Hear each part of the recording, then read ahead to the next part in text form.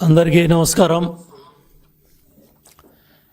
గన్నవరం వంశీ పాపాల పుట్ట బద్దలైంది. తాడేపల్లి డెన్ జగన్ 2.0 నీ డైరెక్షన్లో నీ కనుసన్నల్లో పనిచేస్తూ ఉన్న బ్రోకర్ వంశీ కటకటాల పాలయ్యాడు. పెద్ద సైకో డైరెక్షన్లో చిన్న సైకో కటకటాల పాలయ్యాడు. బచ్చుల అర్జునుడు గన్నవరం ఇన్ఛార్జిగా పనిచేస్తూ ఉన్న సమయంలో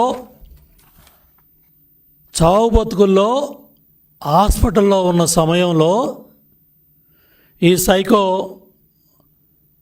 బ్లేడ్ బ్యాచ్ వైసీపీ నాయకులతో వందలాది మంది వైసీపీ సైకో బ్యాచ్తో గన్నవరం పార్టీ కార్యాలయం మీద దాడి చేయించటమే కాకుండా దగ్గరుండి కార్లు తగలబెట్టించి ఆఫీసును తగలబెట్టి ఎన్ని అరాచకాలకు పాల్పడ్డారు, ఎంత అరాచకానికి పాల్పడ్డారు.